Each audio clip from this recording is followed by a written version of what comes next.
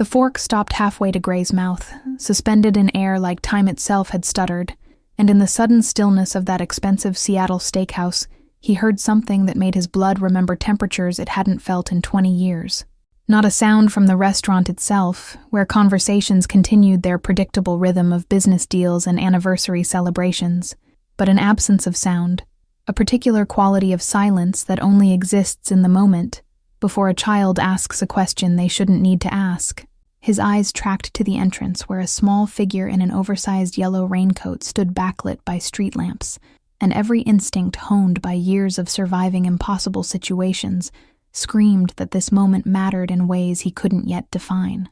The girl couldn't have been more than 6 years old, with blonde curls escaping from beneath a hood still dripping with Seattle's perpetual rain, and she moved through the restaurant with the determined precision of someone executing a plan rehearsed mentally dozens of times. Her sneakers were mismatched, one pink with cartoon characters and one plain white with permanent marker scribbles, and they squeaked against marble floors that cost more per square foot than most people's monthly rent. She carried crumpled dollar bills clutched in one small fist, like they represented all the currency in the world, which perhaps to her they did. The hostess glanced up from her reservation podium with that particular expression service workers develop when confronted with situations outside their training manual's scope. Gray set down his fork with deliberate care, the small clink of silver against china somehow audible despite the ambient noise, and watched the child's trajectory with the same analytical focus he'd once applied to potential threats entering his territory. She wasn't scanning tables looking for someone, wasn't lost or confused, but aimed directly toward his corner booth as if pulled by invisible wire. The calculated part of his brain noted escape routes, assessed whether this represented some elaborate setup, considered possibilities ranging from distraction technique to elaborate con. The other part, the part he'd buried under years of calculated violence and strategic cruelty, recognized something in her walk that made his chest constrict with memory. She stopped at his table with the sudden completeness of decision made final, and her eyes, when they met his, were too old for her face, carrying knowledge that childhood should never accumulate. Her hands moved to place the crumpled bills on white linen that probably cost more to clean than she held in currency, arranging them with care that suggested she understood symbolic weight exceeded monetary value. The restaurant continued its oblivious consumption around them, 50 people absorbed in their own narratives, while something fundamental shifted in the space between a crime lord and a child. Gray found himself leaning back slightly, not in retreat, but to create space for whatever words required this much courage to deliver. His mind cataloged details with automatic precision.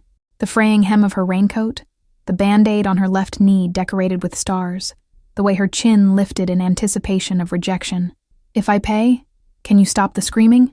Her voice carried no tears, no dramatic trembling, just exhausted practicality of someone who'd learned that problems required solutions, and solutions required resources. She didn't break eye contact, didn't look away or down or anywhere that would signal submission, and Gray felt something crack in the careful architecture of indifference he'd constructed over decades. The words hit him with physical force, not because of their content, but because of their tone, the specific melody of desperation wrapped in business proposition.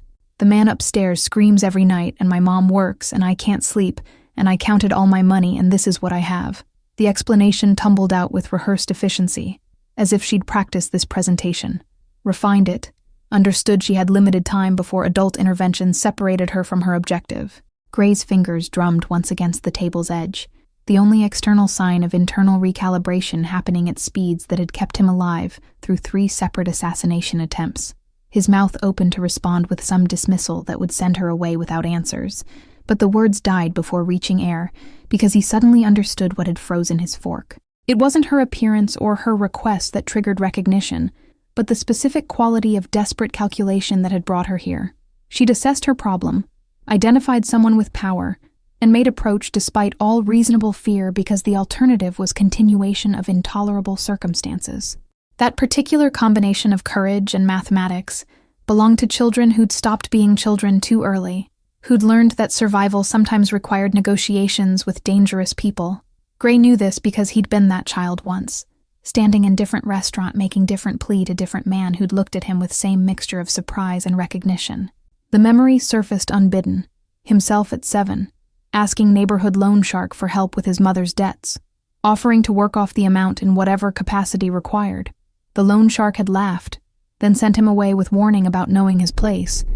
And Gray had learned that powerlessness was a temporary condition that could be remedied through careful accumulation of leverage and fear. But this child standing before him now with her $73 and her impossible request deserved different response than he'd received. The decision formed not through conscious deliberation, but through something more primitive, recognition between survivors of similar damage that transcended logic or self-interest. "Sit down," he said finally, voice carrying none of the edge he typically used with strangers, and gestured to the chair across from him. The girl climbed onto the seat with effort that revealed her smallness, legs dangling well above floor, yellow raincoat pooling around her like deflated parachute. Gray caught the waiter's eye with subtle gesture that brought immediate attention, despite the man being halfway across the dining room serving another table. "What's your name?" The question emerged softer than he'd intended, and he watched her weigh whether honesty served her negotiating position. Children from difficult circumstances learned early that names carried power, that giving them away carelessly could be weaponized against you later. Her hesitation lasted only seconds before pragmatism won over caution, probably reasoning that someone who could actually stop screaming was worth the risk of identification. "Tori," she answered, and added nothing else. No last name or additional details, just the single syllable offered like down payment on larger truth. Gray nodded acknowledgement, while his mind already worked through implications of her presence here, calculating what circumstances would drive a 6-year-old to seek out a stranger in an expensive restaurant with proposition about stopping screams. The waiter arrived with perfect timing, hovering at distance that suggested he'd registered unusual nature of this interaction. "Bring the young lady whatever she wants from the menu," Gray instructed. Then to Tori, "When did you last eat?" The question seemed to surprise her more than anything else that had happened, as if she'd prepared for rejection or acceptance of her offer, but not for concern about her immediate welfare. Her eyes darted to the menu the waiter presented, overwhelmed by options that probably represented food she'd only seen in pictures or television commercials. She pointed at a picture of pasta with careful deliberation, and Gray noticed how her finger left small smudge on glossy page, evidence of hands not recently washed. "And bring bread immediately," he added to the waiter, who departed with efficiency born from years of reading his employer's moods. Gray returned his attention to Tori, studying her with same intensity he'd once reserved for contracts and territorial maps, looking for patterns that would reveal the complete picture her simple request only partially illuminated. "Tell me about the screaming," he said, not as command but invitation, and watched her small shoulders relax fractionally at being taken seriously. She'd probably expected adult dismissal, the standard reassurances that everything was fine, and she should go home and let grown-ups handle grown-up problems. But Gray had built empire by recognizing when people were telling truth about danger, by trusting instincts that separated legitimate threats from exaggerated fears, and everything about Tori's demeanor screamed authenticity of distress. "He screams words I don't understand," she began, voice dropping to near whisper, as if the man might somehow hear her even here.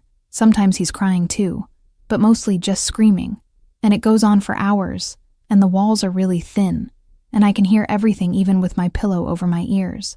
The bread arrived, and she reached for it with hunger that confirmed Gray's suspicion about irregular meals, tearing into the warm roll with focus that temporarily displaced conversation. Gray waited while she ate, using the silence to process information and formulate questions that would extract necessary details without traumatizing her further.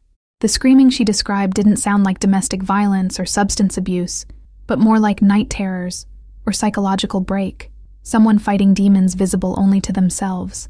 The fact that her mother worked during these episodes meant the child was alone with the sounds, processing adult suffering without adult context to make sense of it. "Where's your mother now?" The question came gently, without accusation, though he could feel anger building at woman who'd left child alone in circumstances that drove her to desperate measures. Tori swallowed her mouthful of bread before answering, and Gray noted defensive shift in her posture, the instinctive protection of parent even when that parent's choices seemed questionable. Children from unstable homes often developed fierce loyalty to caregivers who failed them, unable to direct anger at only source of security they possessed.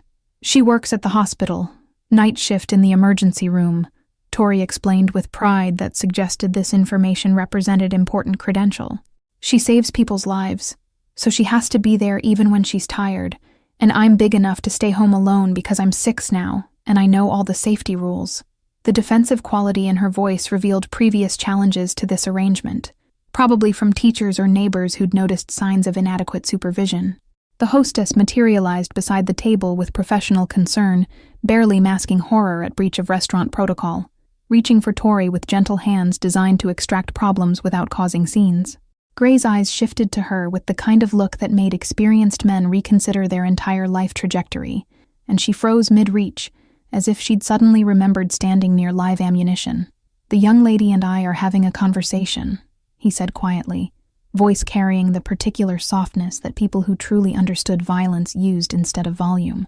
The hostess retreated with speed that suggested excellent survival instincts, though her worried glances from the hostess station indicated she was calculating whether to call police or child services. Gray filed away the need to address this later, to ensure that his dinner companion wouldn't face questions from authorities that could complicate already difficult home situation. The pasta arrived with theatrical presentation that seemed absurd given the circumstances, but Tori's eyes widened at the steam rising from the plate like she was witnessing magic. She ate with mechanical efficiency that spoke of meals treated as fuel rather than pleasure, and Gray found himself ordering additional items despite her not requesting them, watching calories accumulate on the table like he could somehow compensate for all the meals she'd probably skipped.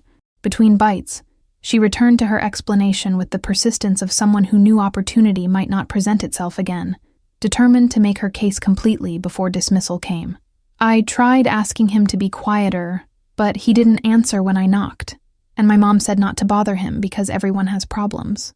Gray's jaw tightened at this revelation that the child had attempted direct intervention, that she'd stood outside the door of someone clearly in psychological crisis and tried to negotiate peace.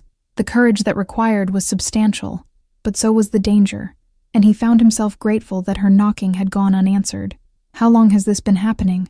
he asked, and watched her small face scrunch with concentration as she calculated time in the imprecise way children measured duration. "Since summer," she answered finally, "when he moved in. And it's been getting worse because at first it was only sometimes, but now it's almost every night. And my teacher says I need to pay better attention, but I can't when I'm so tired." The academic consequences of sleep deprivation added another layer to the situation, evidence that the problem was bleeding into all areas of her life. Gray made mental note to investigate the school situation as well, to ensure no mandatory reporters had already initiated investigations that would complicate his intervention. "And your mother doesn't hear this?" The question contained no judgment, just data collection, but Tori's expression shifted to defensive again. "She works until morning, and then she sleeps during the day when it's quiet. And I don't wake her up because she's so tired and she needs rest to help people at the hospital." The logic was sound from child's perspective, sacrificing her own needs to preserve parents' capacity to function. But it revealed dangerous pattern of parentification where the 6-year-old was managing adult problems. Gray pushed his own plate away. Appetite completely disappeared in face of this accumulating evidence of system failure. A child was falling through gaps between mother's necessary absence, neighbors' untreated trauma, and societal indifference to suffering that happened behind closed doors. That she'd identified him as potential solution demonstrated either remarkable instinct or desperate randomness, and he wasn't certain which possibility disturbed him more. "Why did you come to me specifically?" he asked, needing to understand her selection process. Tori set down her fork with care that mimicked his earlier gesture, and her eyes met his with uncomfortable directness. "I've seen you before, in the neighborhood, and people move out of your way on the sidewalk and they look scared, but also respectful, and I thought maybe someone like that could make the screaming stop." Her assessment was accurate enough to be alarming, evidence that she'd been observing human behavior and power dynamics with sophistication beyond her years. The fact that she'd correctly identified him as someone with influence, that she'd tracked his movements through shared neighborhood and drawn conclusions about his capacity for action, suggested intelligence that could serve her well or destroy her depending on circumstances. Gray recognized himself at that age, watching adults with predatory focus, learning who held power and how it was exercised, understanding that survival required accurate mapping of social hierarchies. The recognition created obligation he couldn't articulate, but felt nonetheless. "The money," he said, gesturing to the crumpled bills still sitting on white tablecloth between them. "Where did it come from?" Tori's hand moved protectively toward the cash, and he saw the calculation in her expression, the fear that he might take it without providing service. "I saved it from allowance and birthday money, And sometimes I find coins in the laundry room machines that people forget, she explained, and Gray heard the unspoken pride in having accumulated this amount through patient effort. $73 represented an enormous sum to child living on margins, probably months of careful saving and self-denial, forgoing treats and toys to accumulate currency for this desperate gambit. That she'd been willing to spend it all on a stranger's help, rather than keeping it for emergencies or small pleasures, spoke to the intensity of her distress. Gray felt something unfamiliar move through his chest, recognition of courage that shamed most adults he knew, who negotiated millions without ever risking anything that truly mattered to them. "I'm going to help you," he said finally, and watched relief flood her features with intensity that made her suddenly look even younger than her 6 years. "But I don't want your money, and I need you to trust that I'll handle this in a way that doesn't make things worse." Tori's hand moved from protecting the bills to pushing them toward him with insistence, child's understanding of transactions requiring that payment must be rendered for value received. "My mom says nothing's free, and people who help without wanting something are usually lying about what they really want," she quoted with the precision of often repeated lesson. Gray felt anger toward Courtney surge again, but also recognized the wisdom in teaching daughter to be suspicious of offers that seemed too generous. The world Tori was growing up in required such cynicism for survival, even as it killed something essential about childhood's capacity for trust. "Your mother is right," Gray acknowledged. "But sometimes people help because they understand what it's like to need help and not get it, and they don't want someone else to feel that way." The explanation felt inadequate even as he spoke it, unable to fully articulate the complex mixture of memory and moral calculation driving his decision. Tori studied him with those two old eyes, weighing his words against her experience, trying to determine if he represented exception to rules she'd learned. "Are you a dangerous person?" she asked with directness that would have been amusing if it wasn't so serious. Gray considered lying, offering reassurance that would let her categorize him as safe, but something about her deserved honesty. "Yes," he answered simply. "I am a dangerous person, but not to you, and not to people who don't deserve it." The qualification was more nuanced than most 6-year-olds could process, but Tori nodded as if this confirmed something she'd already suspected. "Good," she said with satisfaction that startled him. "Because I think the screaming needs someone dangerous to stop it, because regular people can't or won't." Her logic was flawed, but also contained kernel of truth that Gray couldn't entirely refute. Sometimes problems persisted precisely because good people were too constrained by rules and procedures to address them effectively, while someone willing to operate outside normal boundaries could resolve situations that official channels left to fester. Gray signaled for the check with gesture that brought it immediately, and he noticed Tori tracking the interaction, observing how power functioned through unspoken commands and instant compliance. He was teaching her things through simple demonstration, providing education in how authority worked that would shape her understanding of social dynamics.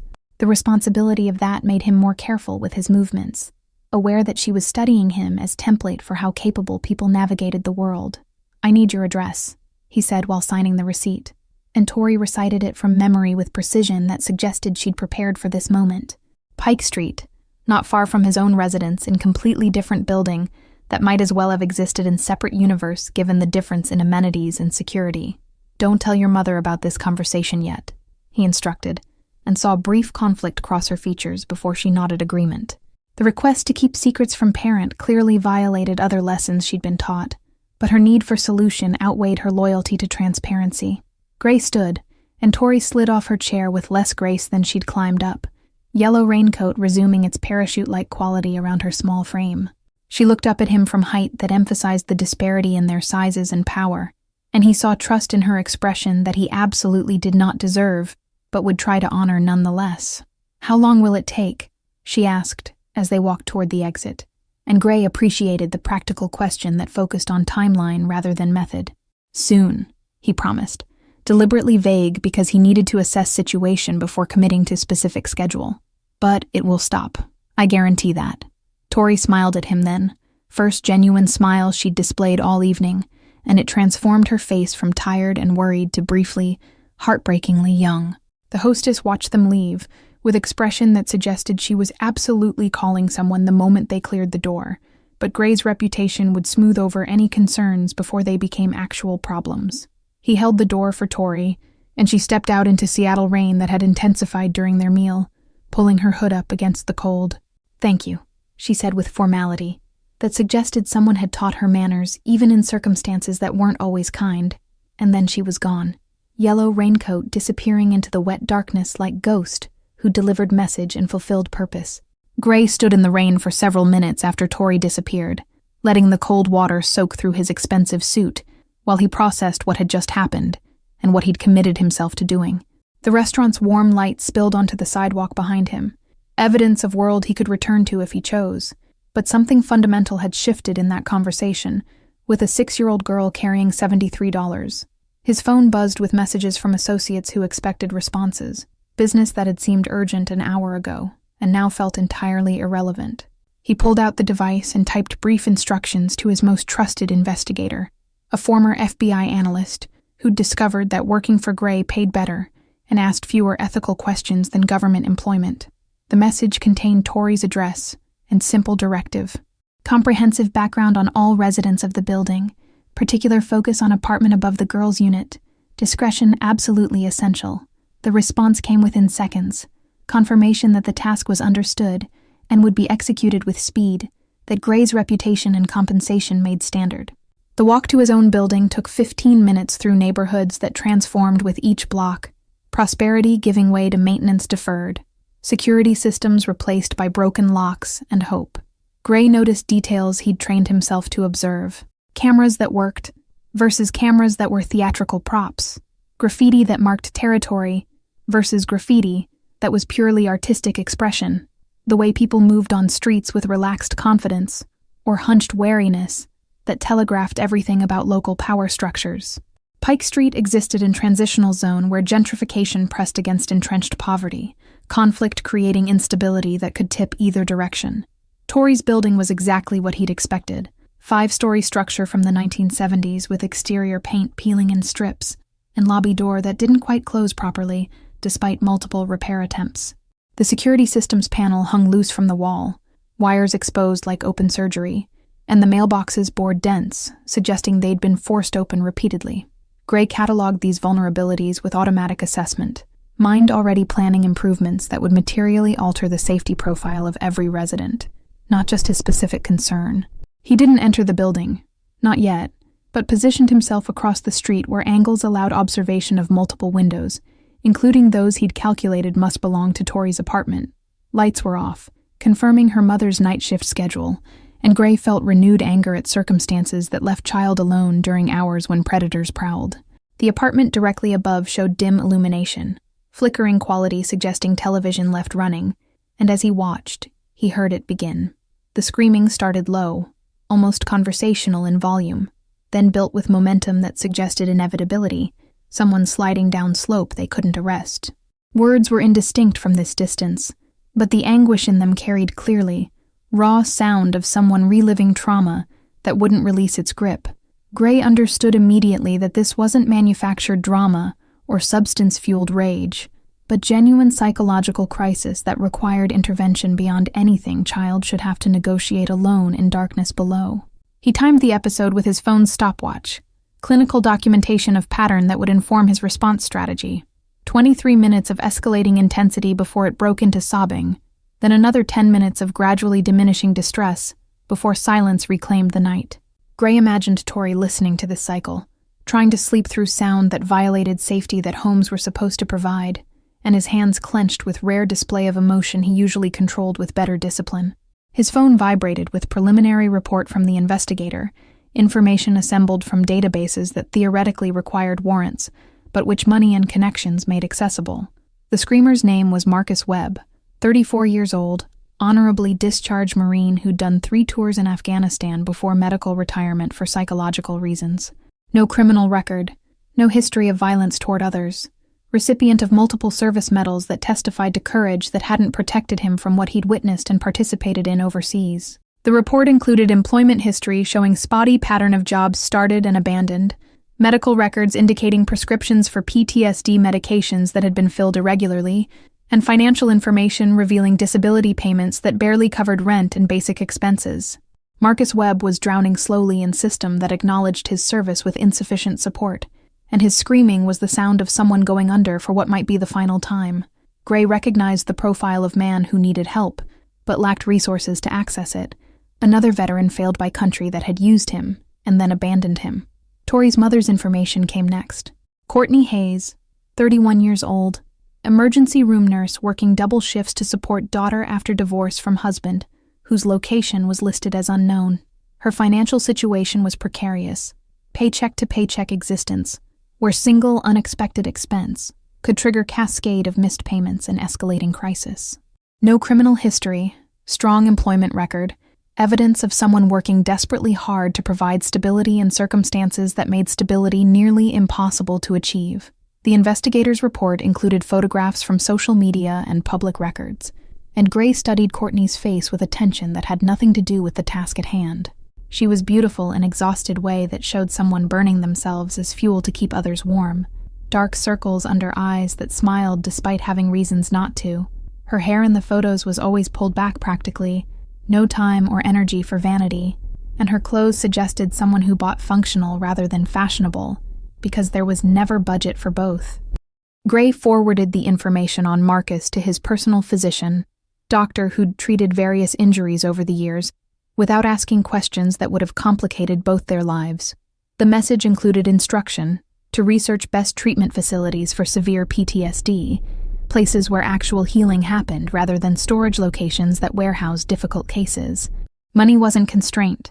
Results were only metric that mattered, and Gray knew that his resources could access level of care that Marcus's disability payments would never reach. The response came within the hour. List of 3 facilities that specialized in trauma treatment for veterans, places with success rates that justified their extraordinary costs. Gray selected the one in Oregon, far enough from Seattle to represent complete break from triggering environment, but close enough that family could visit if Marcus had anyone who cared. The facility's director would receive call in morning from benefactor offering to fund scholarship for veteran in need, strings attached that required immediate admission and comprehensive treatment plan. But removing Marcus solved only half the equation, because Tori would still be alone in vulnerable building, with mother working impossible hours, still at risk from dangers that had nothing to do with screaming neighbor. Gray made additional notes about security improvements needed, about finding Courtney better paid position that didn't require night shifts, about creating circumstances where 6-year-old girl could sleep safely without needing to hire dangerous men to protect her. The scope of intervention expanded with each consideration. Simple favor transforming into comprehensive restructuring of multiple lives. His phone rang with number he recognized as his attorney, man who'd navigated countless complex situations and knew better than to call this late, without significant reason. The restaurant hostess called someone who called someone who called me, the lawyer reported with weary efficiency of professional accustomed to cleaning up his client's complications. There are questions about your dinner companion, and whether authorities need to be involved. Gray explained situation in economical sentences that conveyed essential facts without unnecessary detail, and heard the lawyer's sigh of relief that this wasn't scandal requiring aggressive damage control. So, you're playing guardian angel to a child you met an hour ago, the lawyer summarized with tone that suggested this wasn't even the strangest thing Gray had done this year. What do you need from me to make sure this doesn't blow back on you or complicate the girl's situation? Gray appreciated the practical approach, the immediate pivot from judgment to problem-solving that characterized their working relationship. He outlined requirements, documentation that would satisfy any inquiring authorities that Tori wasn't in danger, connections to child welfare system that could ensure no investigation traumatized her further, leverage to make this entire situation disappear from official notice. The screaming started again above, second episode of the night, and Gray checked his watch to note the timing pattern. If this happened twice nightly as Tori suggested, the woman was dealing with 4 to 5 hours of interrupted sleep attempts, impossible situation for child whose brain required rest for development. The sound cut through the rain-soaked night with quality that would penetrate any reasonable insulation, and Gray understood viscerally why Tori had reached point of desperate action. No child should have to endure this, and no adult should have to produce these sounds alone with no one helping. He crossed the street and entered the building through lobby door that yielded to gentle pressure, no functioning lock between vulnerable residents and whatever threats might arrive. The elevator showed out-of-service sign that looked permanent, so Gray took stairs that smelled of old cooking and mildew, walls marked with graffiti that ranged from artistic to threatening. Tori's apartment was on the 3rd floor, Marcus's directly above on the 4th, and Gray positioned himself on the landing between them, where he could observe both doors. The building's sounds surrounded him, television sets playing loudly in multiple languages, couple arguing about money somewhere above, infant crying with persistence that suggested hunger or pain, all of it layered together into symphony of poverty and struggle. Tori lived immersed in this daily, absorbing other people's stress through thin walls that provided privacy in theory, but not in acoustic reality. Gray thought of his own penthouse with its soundproofing and security, the insularity that wealth purchased from other people's problems, and felt something like shame at the contrast. Marcus's door showed fresh scratches around the lock, evidence that someone had attempted entry recently, and Gray wondered if that someone had been Tori trying to make the screaming stop through direct intervention. The courage that would require was staggering. Child confronting adult man in psychological crisis, without understanding what kind of danger that represented. That nothing bad had happened felt like luck rather than certainty, and Gray added immediate priority to getting Marcus into treatment before any violent episode endangered the building's residents. He descended the stairs and exited into rain that had finally lessened to drizzle, Seattle's perpetual moisture coating everything with layer of dampness that never quite dried. The night felt different now, weighted with responsibility he'd accepted without fully calculating its cost. Gray had built empire through careful risk assessment and strategic violence, through understanding exactly what each action would cost and what it would gain. But this situation defied such calculations because the stakes were measured in child's sleep and mother's exhaustion rather than territory or profit. His car waited where he'd left it, expensive vehicle that announced his presence to anyone who understood automotive hierarchies, and Gray slid into driver's seat without starting the engine immediately.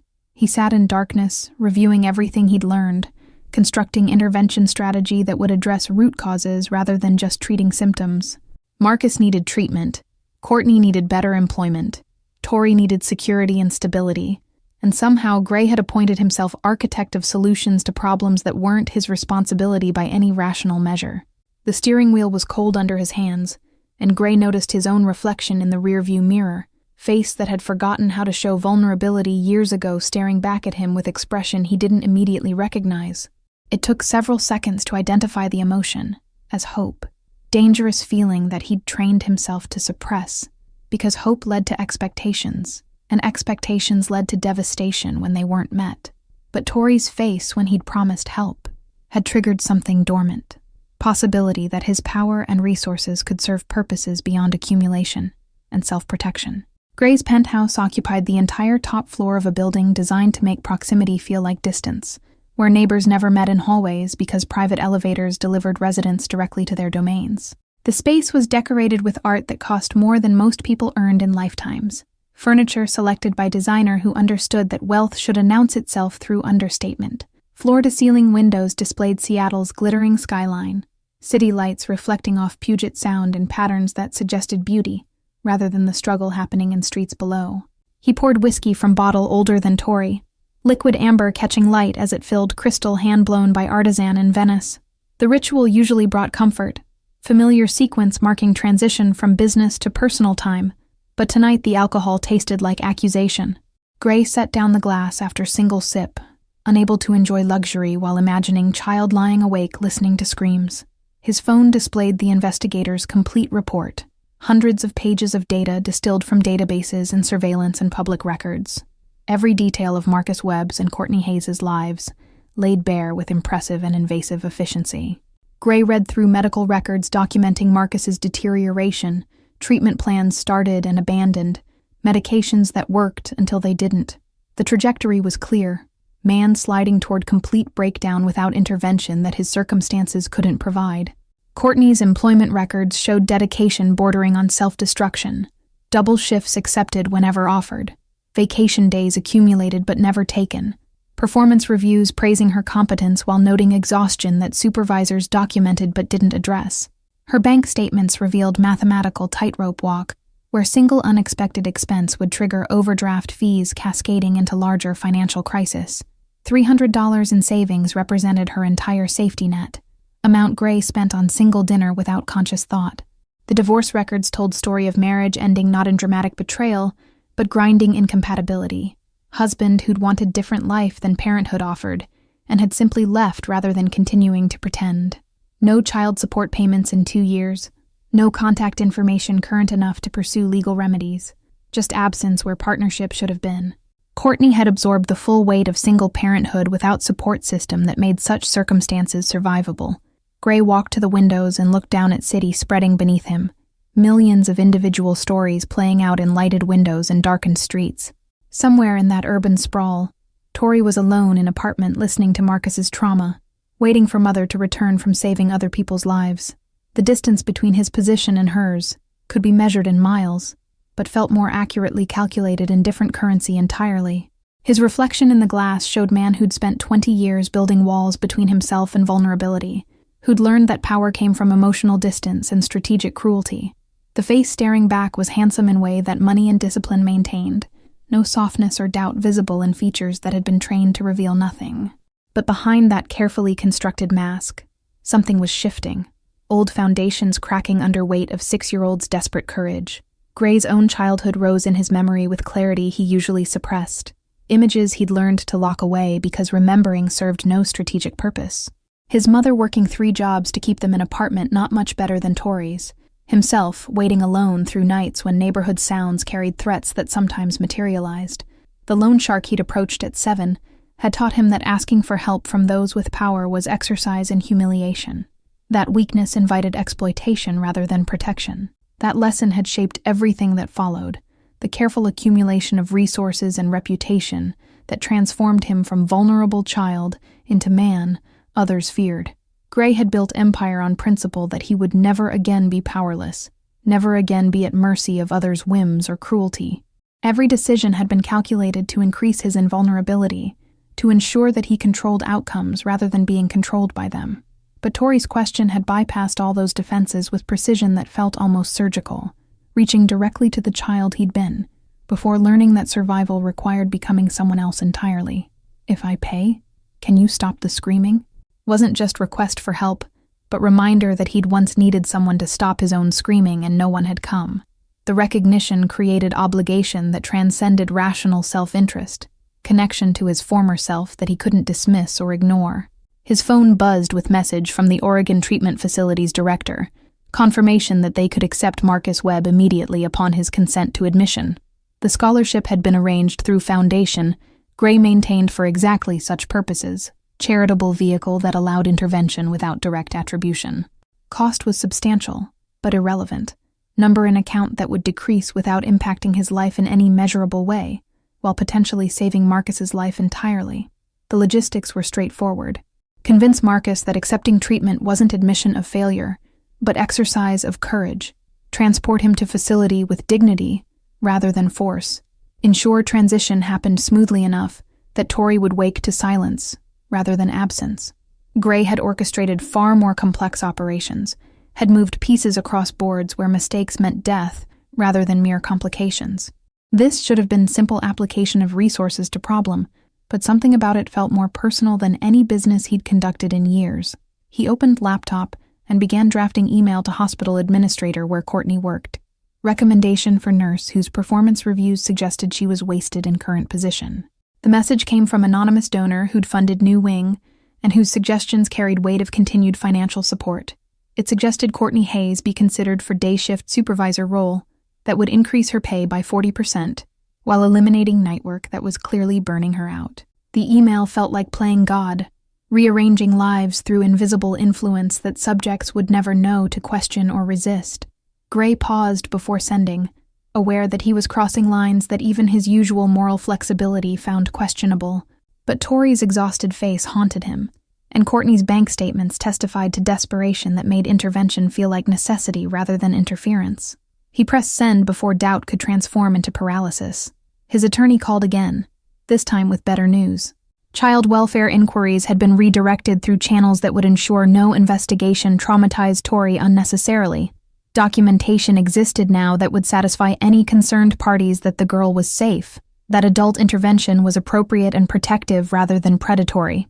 The legal machinery had been adjusted to produce outcomes Gray wanted, another demonstration of how power functioned when properly applied and adequately funded. Gray returned to the window and his reflection, studying the man who'd somehow become architect of strangers' lives based on single conversation with desperate child.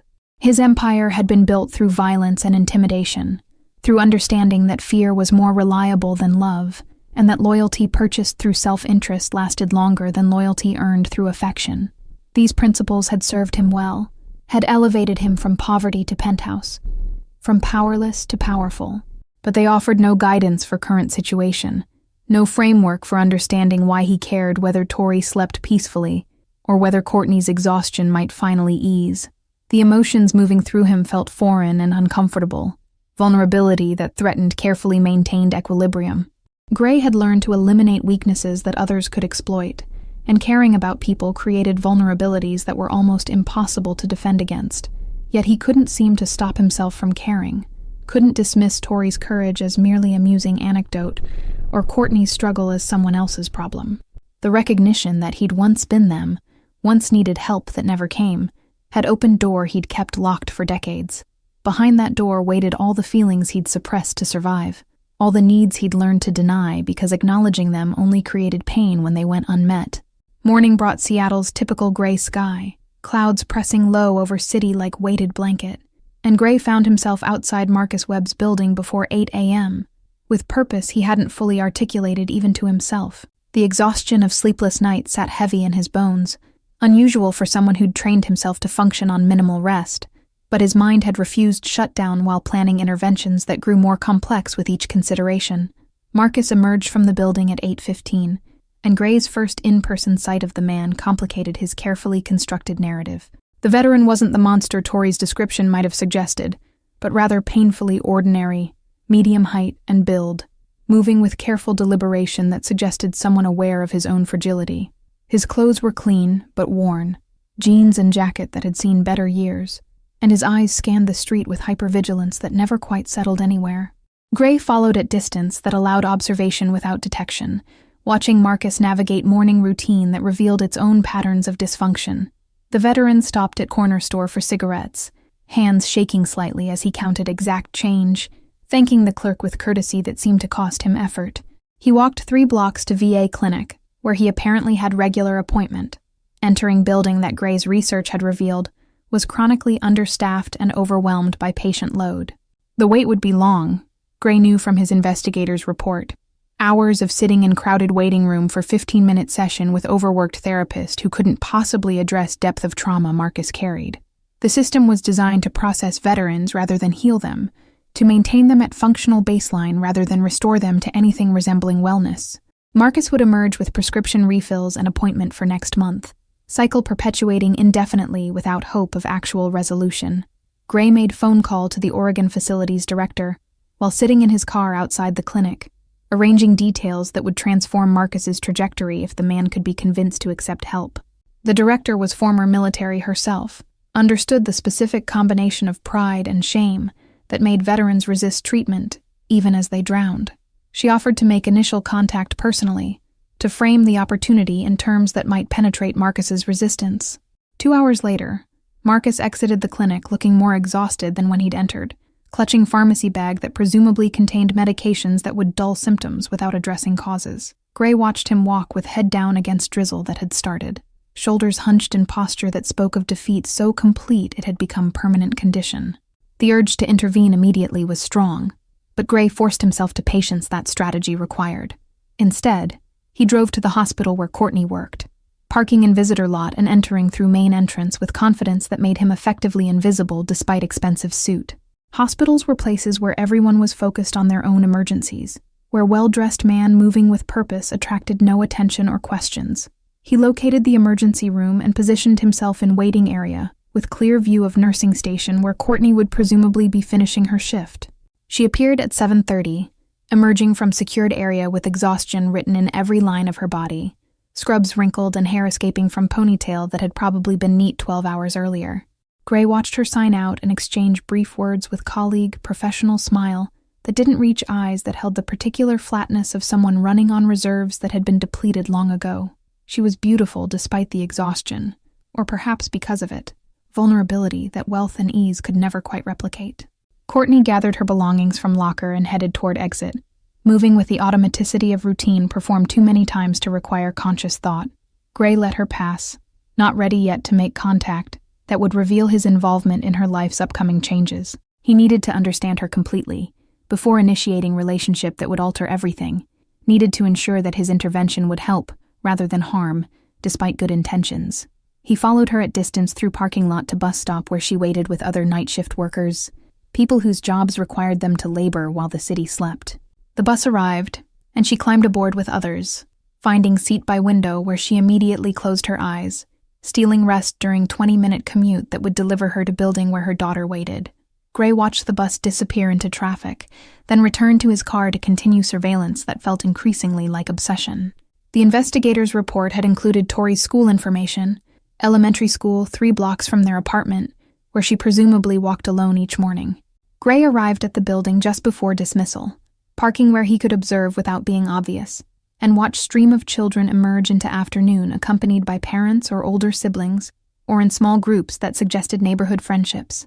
Tori appeared alone, yellow raincoat visible immediately among the crowd, walking with purpose toward home without pausing to socialize with classmates. Her isolation was evident even among chaos of dismissal, other children flowing around her without interaction, and Gray wondered whether her exhaustion showed in ways that made her unpopular, or whether poverty marked her as different in school where most families had resources hers lacked. She walked with head down, backpack too large for small frame, and disappeared around corner toward Pike Street, where screaming neighbor and sleeping mother waited. Gray's phone buzzed with notification that the email to hospital administrator had been read and forwarded to human resources with note indicating immediate action. Courtney would receive call tomorrow about interview for position she hadn't applied for, opportunity that would seem like incredible luck, rather than invisible hand rearranging her circumstances. The manipulation made him uncomfortable, even as he recognized it as necessary, intervention that she'd likely refuse if she knew its true source. He drove back to Pike Street and parked across from the building, watching windows that corresponded to Courtney's apartment until lights came on around 4 p.m. Tori was home from school, presumably doing homework or watching television while her mother slept in preparation for another night shift. The normalcy of it was heartbreaking, routine that should have been unremarkable, but was actually an elaborate survival mechanism that would eventually fail under accumulated stress. Marcus's window remained dark until evening, and when lights finally appeared, Gray noted the time and settled in to observe the pattern that Tori had described. The screaming started at 9:45, right on schedule that suggested terrible consistency, and Gray heard it clearly even through closed car windows and across street. The sound carried visceral quality that made his own chest tighten, recognition of pain so profound it couldn't be contained by mere physical boundaries. He watched Courtney's window throughout the episode, saw lights remain off in what was presumably Tori's bedroom, imagined the child lying awake listening to sounds that probably invaded her dreams, even when they finally stopped. The screaming lasted 31 minutes tonight, longer than previous evening, and when it ended the silence felt heavy with all the words that suffering couldn't quite articulate. Gray sat in the darkness and understood that he'd been right to intervene, that some situations required exactly the kind of power he'd spent his life accumulating. His phone displayed message from the treatment facility director. She'd made initial contact with Marcus through VA coordinator, who'd positioned the opportunity as earned benefit rather than charity. Marcus had responded with cautious interest, agreeing to phone conversation tomorrow to discuss details. The foundation was being laid for transformation that Marcus couldn't yet imagine, rescue from drowning that he'd stopped believing possible. Gray started his car as lights in Courtney's apartment finally went off around 10:30, mother presumably leaving for night shift, while daughter remained alone with Marcus's potential for another episode. The pattern would continue until he disrupted it, cycle perpetuating until external force altered the variables that sustained it. Tomorrow, he would begin that disruption in earnest, would set in motion changes that would ripple through 3 interconnected lives in ways they'd spend years trying to understand. The treatment facility director called Gray at 6 a.m. with news that Marcus had agreed to admission after phone conversation that had apparently broken through his resistance. She'd framed the opportunity as honor bestowed on veteran whose service deserved comprehensive care, not charity for broken person who'd failed to maintain himself. The psychological reframing had worked where direct appeals to self-interest might have failed, allowing Marcus to accept help without acknowledging desperation that had made help necessary. Transport would happen today, private car that would arrive at noon to take Marcus directly to Oregon facility where intake process had been streamlined to minimize institutional intimidation. His apartment lease would be maintained for 6 months, belongings secured, utilities kept current, so he'd have home to return to if treatment succeeded in restoring function. Gray had insisted on these details against director's suggestion that clean break might serve Marcus better, but something in him refused to burn bridges that veteran might need for psychological safety. He called his attorney and outlined requirements for managing Marcus's absence, ensuring disability payments continued uninterrupted, that mail was collected and important documents handled, that nothing in the veteran's life would collapse during treatment. The attorney worked with usual efficiency, arranging power of attorney through emergency procedure that would activate immediately upon Marcus's signature. Legal mechanisms clicked into place with speed that money and connections made possible. Infrastructure of support, appearing as if it had always existed. Gray reviewed the hospital administrator's response regarding Courtney, satisfaction in knowing that interview was scheduled for tomorrow afternoon on her day off. The position would be presented as internal promotion that her performance reviews had flagged her for, recognition of dedication that made her ideal candidate for supervisory role. She'd have no reason to suspect manipulation, would experience it as validation of hard work, finally paying dividends that her circumstances desperately needed. By 10 a.m., Gray was positioned near Marcus's building again, unable to stay away despite having orchestrated events that should have allowed him distance from direct involvement. His usual practice was to delegate execution while maintaining strategic oversight, but something about this situation demanded his presence in ways he didn't fully understand. Perhaps he needed to witness Marcus's departure to believe that intervention was actually happening, that the screaming that had driven Child to desperate action would finally stop. The private car arrived precisely at noon, luxury sedan that announced importance of its passenger without ostentatious display. The driver entered the building with folder containing all necessary paperwork, instructions to present opportunity with dignity that Marcus's service had earned. Gray watched from his usual position across the street, phone ready in case complications required immediate attention, but the operation proceeded with smoothness that preparation had made inevitable. Marcus emerged 20 minutes later carrying single duffel bag, moving with the hesitation of someone still not quite believing in escape from circumstances that had become prison. The facility director had coached him through phone call that apparently lasted hours, building trust that allowed him to risk hope, despite all the times hope had been disappointed. He paused before entering the car, looking up at the building that had contained his suffering, and Gray saw something like relief cross his features before he climbed inside. The car pulled away smoothly, beginning journey that would take Marcus to coast where ocean sounds would replace urban noise, and professional care would replace isolated struggle. Gray felt unexpected emotion tighten his throat, recognition that he'd just altered trajectory of life that had been spiraling toward tragedy. The power to change circumstances through pure application of resources and will was intoxicating, reminder of why he'd fought so hard to escape powerlessness that characterized his early years. He called the investigator with instructions to monitor Marcus's apartment, ensure no one attempted break-in during vacancy that might become permanent if treatment succeeded in relocating veteran to better circumstances. Security company would install discrete system today, cameras and sensors that would alert monitoring service to any unauthorized entry. The building's other residents would benefit from spillover security, though they'd never know that one tenant's departure had triggered protection they hadn't requested. Gray remained parked outside the building until evening, observing the space where Marcus's window stayed dark for first time in months. Tori would notice the silence tonight, would probably wait with anxiety for screaming that wouldn't come, uncertain whether absence represented solution or merely prelude to something worse. He wished he could explain to her that her $73 had purchased exactly what she'd requested. That dangerous man she'd hired had actually made the screaming stop. Courtney's window showed life proceeding as usual. Mother presumably resting before another night shift that would be her last on such schedule if tomorrow's interview proceeded as Gray had arranged. His intervention was comprehensive, but invisible. Changes that would feel like luck rather than manipulation. And he wondered if that deception was kindness or cowardice. Perhaps they deserved to know that someone had cared enough to rearrange reality on their behalf, but perhaps that knowledge would create debt where he wanted only to balance ancient accounts. His phone displayed message from the facility confirming Marcus's safe arrival and successful intake, initial assessment indicating he was excellent candidate for intensive treatment program. The veteran had cried during check-in process, director reported, relief so profound it had overwhelmed defenses he'd maintained for years. Gray read the message twice, arrested by image of grown man weeping with gratitude for help that should have been available through systems designed exactly for such support. The sky darkened into evening, and lights appeared in windows throughout the building, lives proceeding in their individual patterns of routine and struggle. Tori's bedroom light came on at her usual bedtime, and Gray imagined her lying in bed waiting for screaming that wouldn't interrupt her rest. Tomorrow she'd wake more refreshed than she'd been in months, confusion about the silence gradually giving way to cautious hope that perhaps the nightmare had finally ended.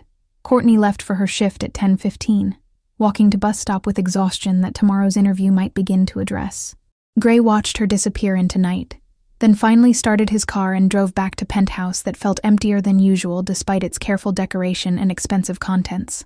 The distance between his world and theirs seemed more pronounced after days spent observing their lives, contrast that made his luxury feel less like achievement and more like indictment. He poured whiskey, and this time actually drank it, standing at windows that displayed city he'd conquered through careful application of violence and strategy. The lights below represented millions of stories, countless struggles he'd never know about or have power to affect. But 3 lives on Pike Street were different now because he'd chosen intervention over indifference, because 6-year-old girl's courage had triggered something in him that wealth and power hadn't completely destroyed. The question that had haunted him since Tori's appearance kept returning with new intensity. What happened to the boy who'd needed someone to stop his own screaming and received only lesson that asking for help was exercise in humiliation? Gray studied his reflection in dark glass, seeing both the man he'd become and the child he'd been, wondering if perhaps the distance between those two versions wasn't as absolute as he'd believed. His phone showed photo the investigator had captured earlier. Tori walking home from school alone, yellow raincoat bright against gray afternoon, backpack weighing down small shoulders that had already learned to carry more than childhood should require. Gray saved the image despite no strategic reason to keep it, evidence of something he couldn't name but recognized as important. Tomorrow would bring new developments, Courtney's interview, and Tori's first full night of peaceful sleep, and he'd be watching from his usual distance to ensure his invisible intervention continued producing intended outcomes. The whiskey finished, glass empty in his hand, and Gray remained at the window until dawn began lightening the eastern sky. Sleep hadn't come despite exhaustion, mind too active with planning and second-guessing and unfamiliar emotions that felt dangerously close to something that might be called caring. He'd intervened in Marcus's life, rearranged Courtney's circumstances, and now he was invested in ways that created vulnerability he'd spent decades learning to avoid. The first night without screaming passed in silence so complete that Tori woke repeatedly, checking her small alarm clock to confirm she hadn't somehow slept through the usual disturbance. Gray knew this because he'd positioned himself across from the building again, unable to stay away despite exhaustion pulling at him like physical weight. He watched her bedroom light flick on at 11 p.m., then again at 1:30, then once more at 3, each time staying illuminated for several minutes before darkness returned. Morning brought transformation subtle but unmistakable in the way Tori emerged from the building for school. Her steps carried lightness that yesterday's trudge had lacked, yellow raincoat seeming brighter somehow, though weather remained its typical gray. She paused on the sidewalk and looked up at Marcus's window with expression Gray couldn't quite read from his distance, something between confusion and cautious hope that perhaps the nightmare had actually ended. Gray followed her route to school at distance that had become familiar, watching her navigate sidewalks with energy that proper sleep restored.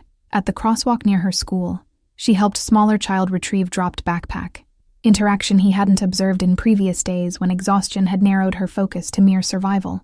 The simple kindness suggested that she had capacity to spare now, resources no longer completely consumed by managing her own distress. Courtney's interview was scheduled for 2 p.m., and Gray positioned himself in hospital cafeteria, with newspaper and coffee that gave him excuse to occupy corner table with clear view of administrative offices. She arrived 15 minutes early, wearing dress that was clearly her best, but showed age in way that suggested limited wardrobe options. Her hair had been styled with care that morning routine usually didn't allow, and she carried folder containing copies of certifications and performance reviews that no one had actually requested. The interview lasted 45 minutes, longer than standard screening would require, and when Courtney emerged, her expression showed cautious disbelief that made Gray's chest constrict with unexpected emotion. She'd been offered the position on spot, HR director later confirmed through channels Gray maintained, impressed by credentials that indeed warranted promotion, but had been overlooked in chaos of understaffed department. Courtney would start new role in 2 weeks. Day shift with 40% raise and benefits that included childcare assistance she hadn't known to ask for. Gray watched her exit the building and pause on the steps, pulling out phone to call someone with news that clearly demanded immediate sharing. Her face transformed during the conversation, exhaustion giving way to something that might have been joy if she'd had enough energy left to fully express it. She laughed at something the person said, sound carrying across the distance, and Gray realized he'd never heard her laugh before, hadn't known that sound existed in repertoire of someone he'd been observing so carefully.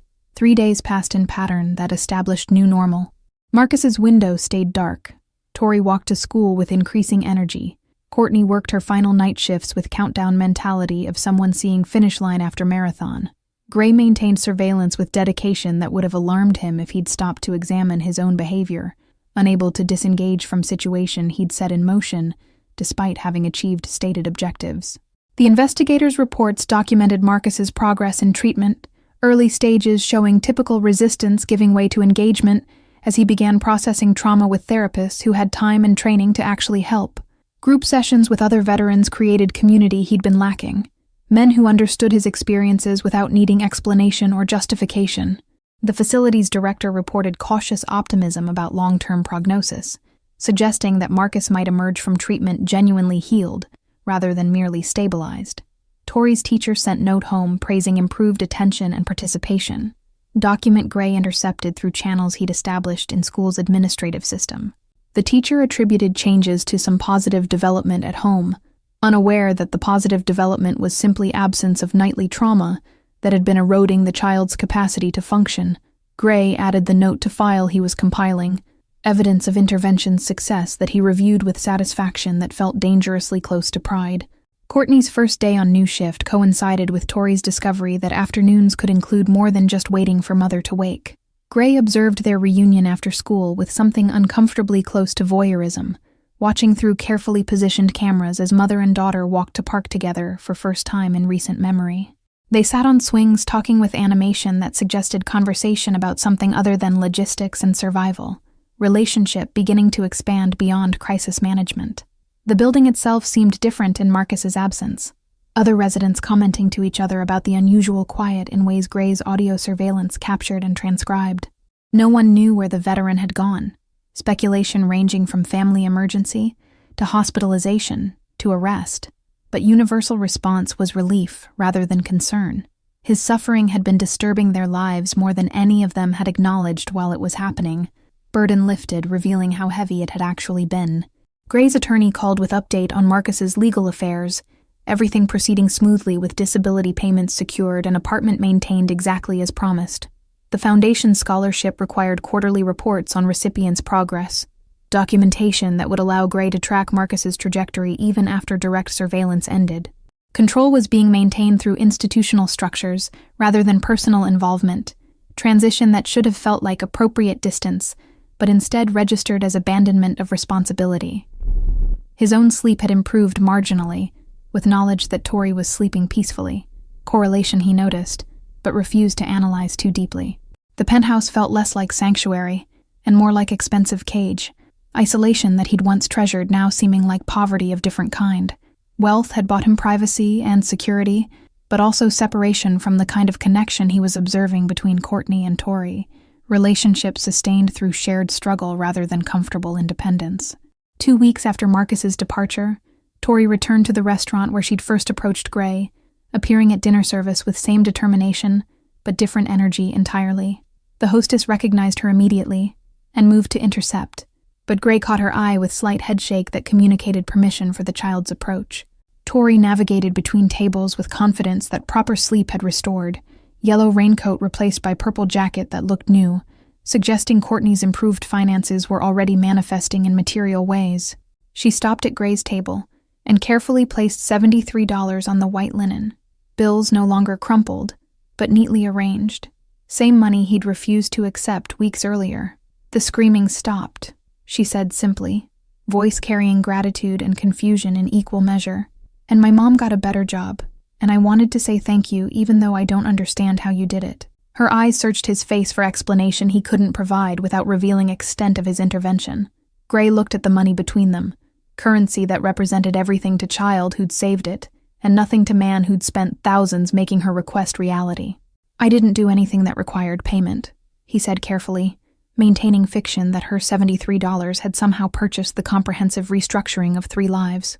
Sometimes problems solve themselves when the right people pay attention. The lie was gentle but complete, protecting her from knowledge that might create debt where he wanted only to settle ancient accounts.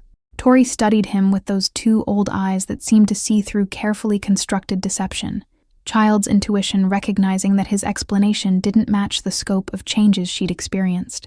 "My mom says we've been really lucky lately," she ventured, "but it's weird that our luck started the same night I talked to you." Gray felt exposed under her scrutiny, found himself unable to maintain eye contact with 6-year-old, who'd somehow become his conscience and his mirror simultaneously. "Maybe your luck was always there," he offered, "just waiting for someone to notice you deserved it." The deflection felt weak even as he spoke it, but Tori seemed to accept the explanation, or at least recognize that pushing further would violate some unspoken agreement between them. She left the money on the table and departed with small wave, purple, jacket, disappearing into evening that no longer held the same terrors it had contained weeks earlier. Gray collected the $73 after Tori left and sat staring at the crumpled bills that represented her entire emergency fund, wealth she'd been willing to spend on solving problems that adults should have addressed. He folded the money carefully and placed it in his wallet, intending to return it through some indirect method that wouldn't insult her pride. The weight of it felt disproportionate to its value, physical reminder of the trust she'd placed in dangerous stranger because circumstances had left her no safer options. The investigators' latest report included detail that changed everything. Courtney had been asking neighbors about Marcus's disappearance, concern for the troubled veteran apparently overriding her relief at the silence his absence created. She'd contacted VA trying to locate him, worried that he might have harmed himself or been hospitalized without support system to advocate for his care. Her compassion for someone whose suffering had been disrupting her daughter's life suggested character that money couldn't purchase and circumstances hadn't destroyed. Gray made decision that strategy would have counseled against, instructing his attorney to arrange accidental encounter at coffee shop Courtney frequented on her new schedule. The meeting needed to appear organic, chance intersection of two people whose lives had no obvious connection, but orchestrating such accidents was exactly the kind of manipulation Gray had perfected over decades of engineering desired outcomes. He arrived 30 minutes before Courtney's usual time, positioning himself at table with clear sightlines and newspaper that provided cover for waiting. She entered at 4:15, exactly when surveillance had predicted, moving with energy that 2 weeks of day shifts had partially restored. The exhaustion hadn't completely lifted from her features.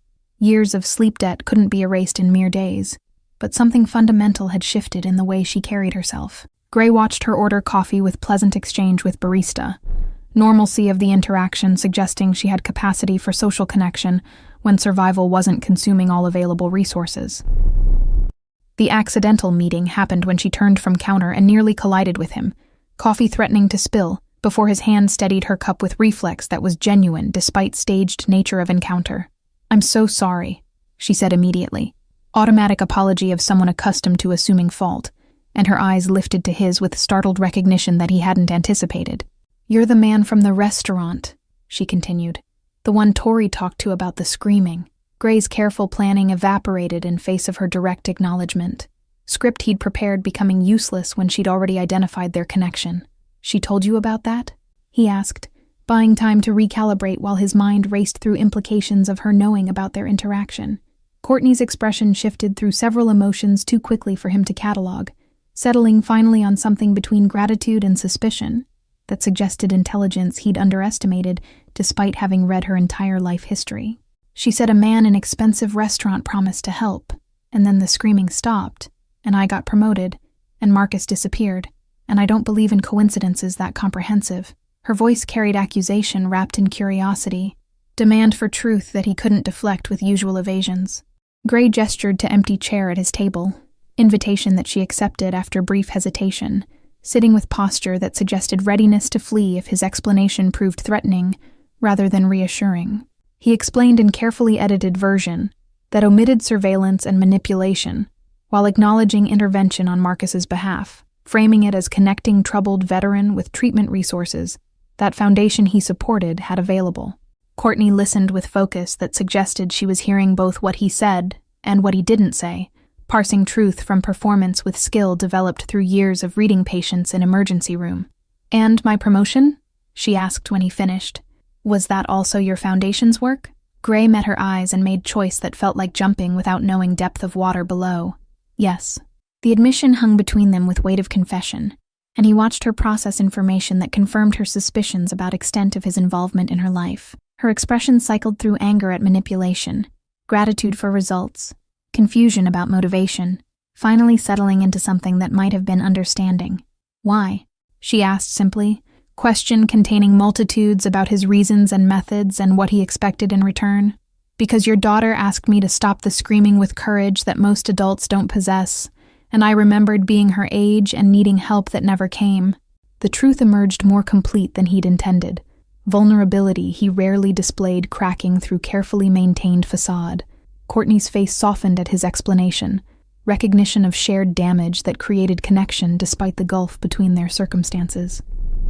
So you're playing guardian angel to strangers because someone failed to protect you? The assessment was accurate enough to sting, but Gray didn't flinch from it, discovering that he was tired of maintaining walls that separated him from authentic interaction. Something like that, he acknowledged, though guardian angels probably don't use quite as much surveillance and manipulation to achieve their objectives. His admission of methodology that crossed ethical lines should have alarmed her, but instead she laughed, sound he'd heard from distance but never directed at him, warmth that transformed her exhausted features into something approaching beauty. I should be furious with you for interfering in my life without permission, Courtney said, but her tone suggested she wasn't quite managing the fury she claimed she should feel. But Tori is sleeping through nights for first time in months, and I'm working hours that let me actually be her mother instead of just her absent provider, and Marcus is getting help he desperately needed, so it's hard to maintain appropriate outrage. Her pragmatism appealed to Gray, recognition that results sometimes justified questionable methods. They talked for 2 hours, conversation flowing with ease that Gray hadn't experienced in years of carefully curated social interactions designed to maintain image rather than build connection. Courtney was sharply intelligent and darkly funny, capable of laughing at circumstances that had nearly destroyed her while maintaining compassion for others struggling through similar situations. She asked about his work with careful avoidance of specifics that suggested she'd intuited he operated in gray areas law didn't quite reach, and he appreciated her not demanding confessions that would complicate developing rapport.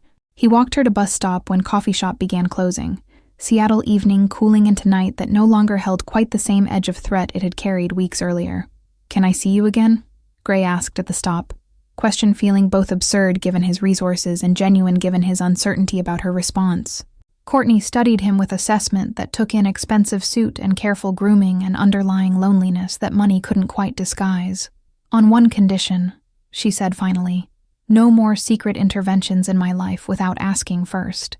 Gray wanted to promise complete transparency, but couldn't quite force the lie past lips that had learned to value honesty in limited contexts where he could afford truth. I'll try, he offered instead.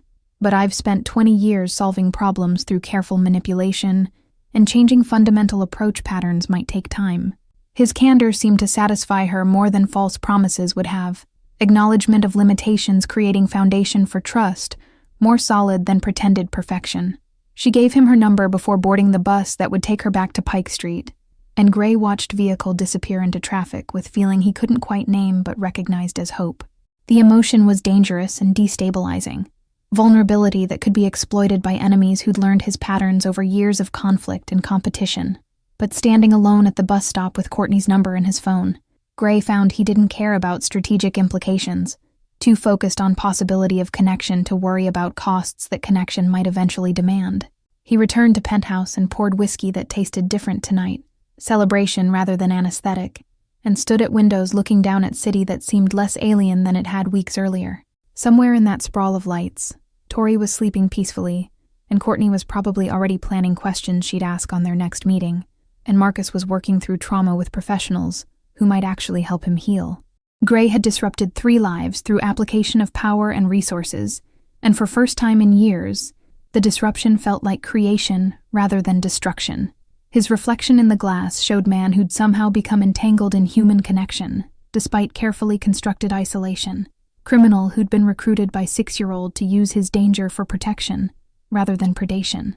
The transformation wasn't complete, and might not be permanent, but standing there with Courtney's number saved in his phone and Tori's $73 in his wallet, Gray allowed himself to believe that perhaps the screaming he'd been hired to stop included echoes of his own that had been reverberating through decades of calculated cruelty and strategic violence.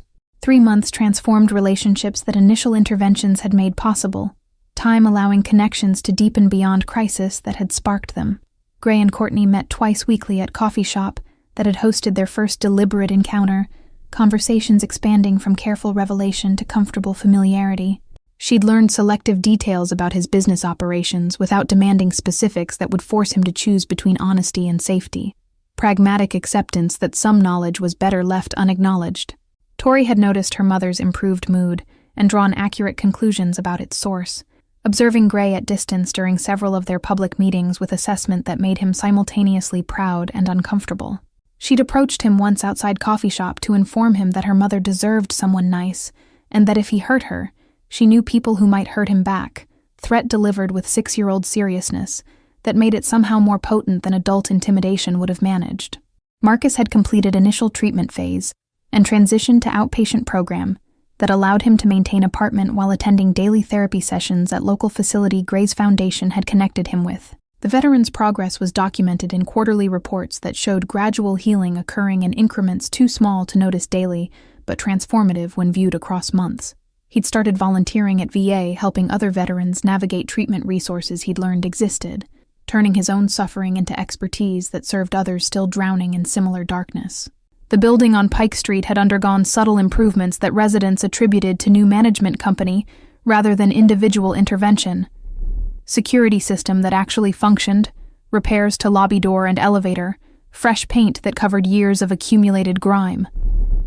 Gray's investment in the property had been anonymous and comprehensive, ensuring that Tori's safety and Marcus's eventual return would happen in circumstances materially better than those that had created crisis requiring intervention in first place. Gray had reduced his involvement in day-to-day criminal operations, delegating responsibilities to trusted lieutenants while he focused on foundation work that had expanded beyond single veterans treatment to comprehensive support system for multiple cases. The shift wasn't retirement, but recalibration, discovering that power could serve purposes beyond accumulation and self-protection. His reputation remained intact, fear he'd cultivated over decades still functioning to maintain his position. But the internal experience of that power had transformed from satisfaction to something more complex. Courtney's apartment showed evidence of improved circumstances in ways both material and atmospheric. New furniture that replaced items held together through determination and prayer, groceries that included fresh produce rather than just shelf-stable necessities, Tori's clothes that fit properly and matched and showed no signs of being handed down through multiple previous owners. But more significant than possessions was the quality of interaction Gray observed when invited for dinner, ease between mother and daughter that came from having energy to spare for connection rather than just survival. Tonight marked 4 months since Tori's desperate visit to expensive restaurant, and Gray was returning to that same establishment for dinner he'd arranged with careful consideration of symbolism. He'd invited both Courtney and Tori to join him at his regular table, formal acknowledgement of the relationship that had developed from crisis into something resembling family configuration he'd never expected to participate in. The restaurant staff had prepared for the unusual guests with discretion that Gray's patronage commanded, high chair replaced with booster seat and children's menu created specially for the occasion. They arrived together, Courtney in dress that was new and actually fit properly, Tori in outfit that matched her mother's formal presentation with purple jacket that had become her signature, replacing the yellow raincoat that had marked her poverty. Gray stood when he saw them enter, gesture of respect that turned heads throughout the restaurant accustomed to his solitary dining. The hostess who'd witnessed Tori's first desperate visit smiled with genuine warmth at seeing the child return under such different circumstances, redemption arc visible even to casual observers. Tori climbed into her seat with confidence that proper nutrition and consistent sleep had restored. No longer small and frightened, but still appropriately sized for her age, childhood reclaimed through removal of burdens that had forced premature maturity. She looked around the restaurant with interest rather than desperation, taking in details she'd been too focused to notice during her first visit. "It's prettier than I remembered," she said to Gray. "Or maybe I just couldn't see it before because I was so scared." Gray felt something shift in his chest at her observation, recognition that fear and desperation had colored her initial perception, just as they'd colored his entire adult life, preventing him from seeing possibilities beyond survival and domination. Fear makes everything look different, he agreed quietly, like looking through dirty window that blocks the light. Courtney reached across table and squeezed his hand briefly, acknowledgement of vulnerability he was displaying that didn't come naturally to man who'd built empire on appearing invulnerable. The meal proceeded with easy conversation that touched on Tori's improved grades and Courtney's increasing competence in supervisory role, and Marcus's latest letter from Oregon describing breakthrough he'd experienced in trauma therapy. Gray contributed updates about Foundation's expansion into housing support for homeless veterans, project inspired by Marcus's case that would provide comprehensive services rather than just temporary shelter. The scope of his intervention had grown from single crisis to systematic approach that addressed root causes of veteran homelessness and untreated trauma. Dessert arrived with presentation that made Tori's eyes widen, chocolate construction that looked more like architecture than food, and Gray watched her careful navigation of whether to preserve it or consume it. Courtney whispered something that made her daughter laugh and dig in with enthusiasm that proper childhood should include, joy in simple pleasures that deprivation had previously denied. The sound of that laughter did something to Gray that he couldn't quite name, warmth spreading through chest that usually remained defended against such feelings. "I need to tell you both something," Gray said when dessert was finished, and coffee had been poured for adults, moment he'd been building toward all evening finally arriving. "I've spent most of my adult life accumulating power and using it to protect myself and expand my control, but Tori's visit 4 months ago changed something fundamental about why I do what I do." He looked at the child who'd had courage to approach dangerous stranger with impossible request, seeing in her face the boy he'd been before, learning that asking for help was admission of weakness. "You reminded me that power without purpose beyond self-protection is just elaborate hiding, and that the screaming I heard wasn't just your neighbors, but echoes of my own that I'd been ignoring for 20 years. Tori listened with seriousness that suggested she understood he was offering truth that cost something to reveal. Courtney's hand found his again under table, support that allowed him to continue excavating feelings he'd buried under calculated cruelty and strategic violence. "So I want to thank you for being brave enough to ask dangerous person for help, because you saved more than just yourself from the screaming."